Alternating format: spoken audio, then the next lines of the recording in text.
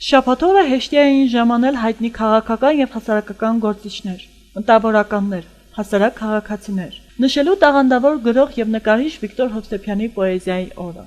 Ժամանած հյուրերը նախ եւ առաջ հեշտիայի եկեղեցում մասնակցեցին հոգեհանգստի արարողության։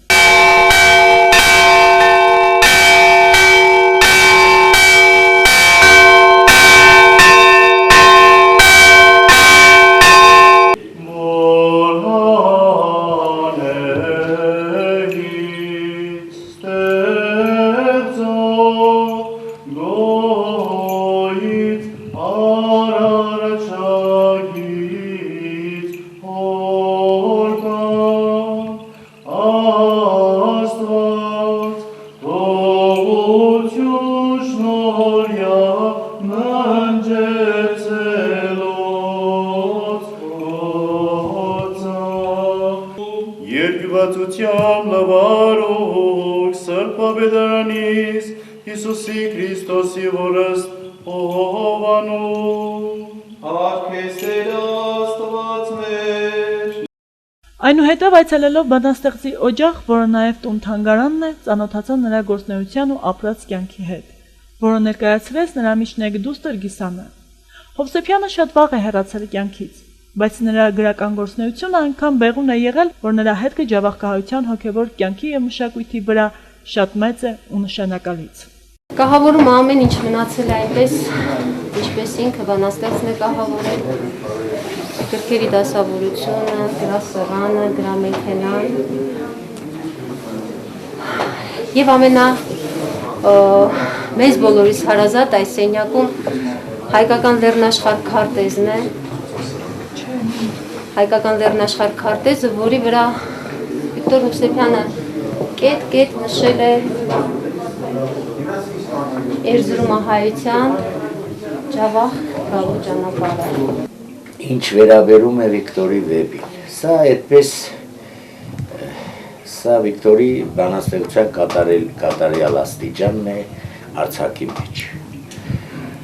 Սա մի գործ է, որին ես ժամանակին անվանել եմ ջավախքահայության սասունցի Դավիթ էպոս։ Այդպիսի մի ասկ է, այդպիսի մի պատում է, որ գեղարվեստական ավանդական ձևերի մեջ Հովսեփյանը բացահայտում է մեր Արևմտահայաստանից մեր գաղտնի վերադարձի փախուստի մանրամասները, տեղահանության մանրամասները, հինելով սա մեր ժողովրդի պատմության ժողովրդական, ազգագրական բազմաթիվ նմուշների, գոհարների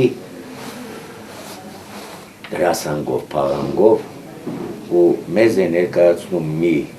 գիրք, որը առաջին հայացք կարող է հանկարծ մեկ ասի, որ սա հայ գրականության վերջին 20-30 տարվա ամենաարժեքավոր վեպն է։ Մորս աչքերում ամփոփված են մեր երկու լեջերը, որոնք այսօր ցավոք սրտի մեզ անհասանելի են։ Այս նկարի վերնագիրը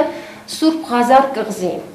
Սուրբ Ղազար կղզի, որտեղ հենասյուն է ոչ թե քարե սյունը, այլ վանականն է հենասյուն, գրքերն են հենասյուն ու մեր վանքերն են հենասյուններ, հա, վանքի համար։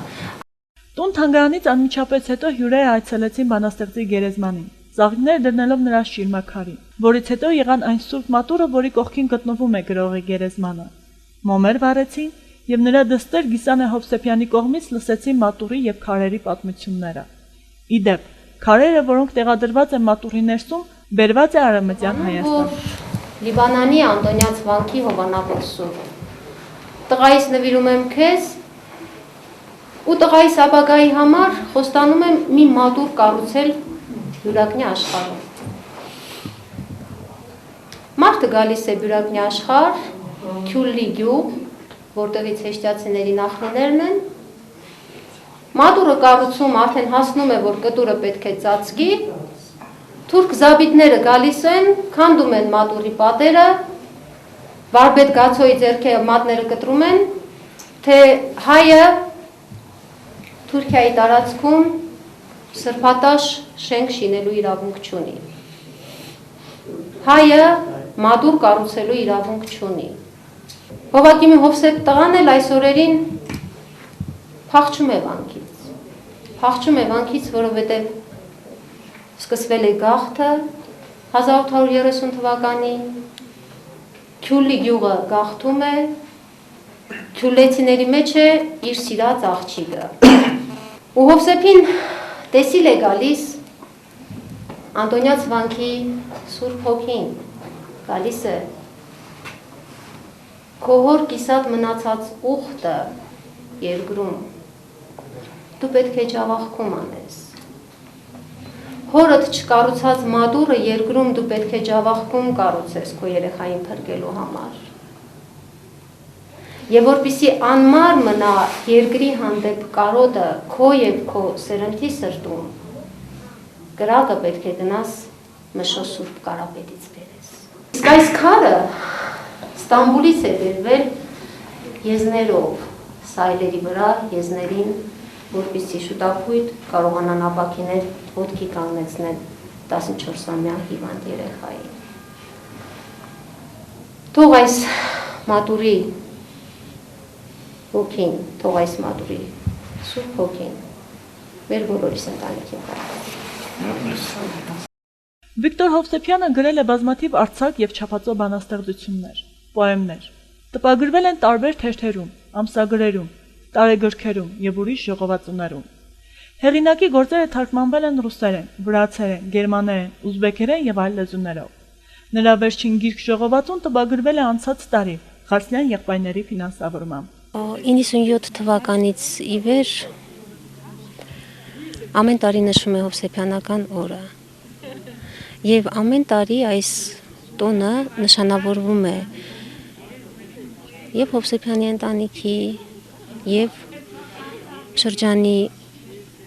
եւ մեր հայության համար որոշակի կարևոր իրադարձությամբ։ Ասեմ, որ նշանավորումը այս կարևոր իրադարձությունների կատարվում է շնորհիվ համատեղության, որ ներառում է իր մեջ եւ մեզ ընտանիքի անդամներին, եւ շրջանի վարչության ղեկավարներին, բոլորին։ Օրինակ բերենք թեկուզ այն, որ անցյալ տարի Արմեն եւ Թաթուլ Ղարսլյան եղբայրների շնորհիվ տպագրվեց հոյակապ մի ժողովածու, ընթերցողի սեղանին դրվեց հոյակապ մի ժողովածու, որը յուրովի բացահայտում է Վիկտոր Հովսեփյան բանաստեղծին։ Այս տարի Հովսեփյանական օրը նշանավորվում է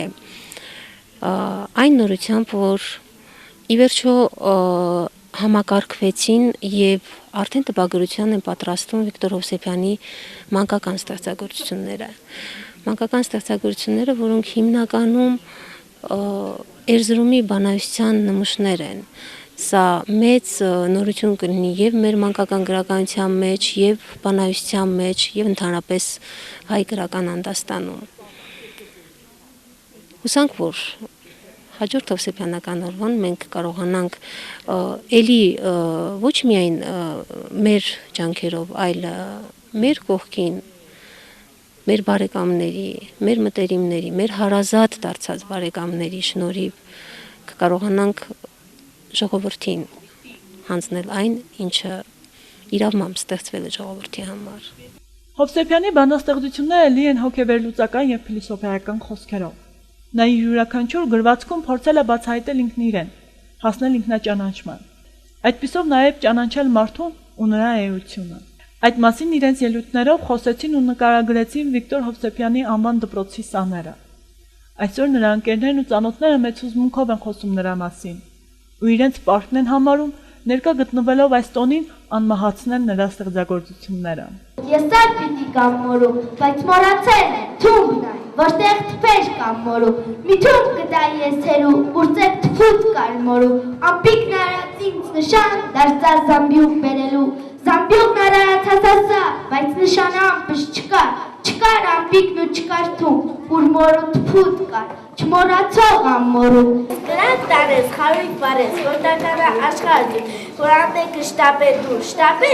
ապրեն խդա, եւ աշխարհը դրանց անուշ, դրանց զգու երկից թդա։ Վիկտոր Հովսեփյանի հետ ես անգուց պատանեկության ընկեր եմ, Նաև ինքը դպրոցում աշխատում էր ջոկատավար, ես այն ժամանակ աշակերտ էի։ Այն ժամանակ մեզ համար ինքը շատ հետաքրքիր էր, որտեղ գալիս էր իր գրած բանաստեղծությունները կարդում էր մեզ համար, մեզ հետաքրքիր էր։ Մենք զգում ենք նրա այսպես մեծանալը, որ հետո նա ավելի կաճի եւ կդառնա մեծ բանաստեղծ, որտեղ մի ժամանակ ինքը նամակագրություն ուներ Հովհաննես Շիրազի հետ։ Իսկ Շիրազը շատ մեծություն էր մեզ համար։ Եվ զարմանալի էր, որ նա Շիրազից նամակ էր ստանում, պատասխանում էր եւ Շիրազի գրած նամակները բերում էր մեզ համար կարդում էր։ Մենք դեռ երեխաներ ենք։ Վիկտոր Հովսեփյանը մեծություն է, որ այսօր ինչ որտեղ չեն համարձակվում Տերյանի հետ համեմատել, նա գուցե հետագայում կհավասարվի Տերյանին։ Սկսած 1997 թվականից ի վեր Հեշտիագյուղում նշվել է Հովսեփյանական օրը, որը ինչպես հեշտիացիներին, այնպես էլ ամբողջ Ջավախքայության համար դարձել է սիրելի ու սպասված տոներից մեկը։ Այդ կապակցությամբ Հեշտիայի գյուղական ակումբում անցկացվեց համերգային ծրագիր Նինոց Միդայի մշակույթի տանսաների եւ Հեշտիայի պարի անսամբլի մասնակցությամբ։ Այս միջոցառումը փաստորեն համալրելու է այն միջոցառումների շարքը, որ անցկացվեց այսօր, ի պատիվ Ջավախքի անվանի զավակ, Վիրահայ անվանի բանաստեղծ, Հայաստանի եւ Վրաստանի գրողների միությունների անդամ 15-ից ավել գրքերի հեղինակ Վիկտոր Հովսեփյանին, որի ստեղծագործությունը մինչև այսօր էլ տարակուսանք է առաջացնում շատերի ու շատերի մեջ։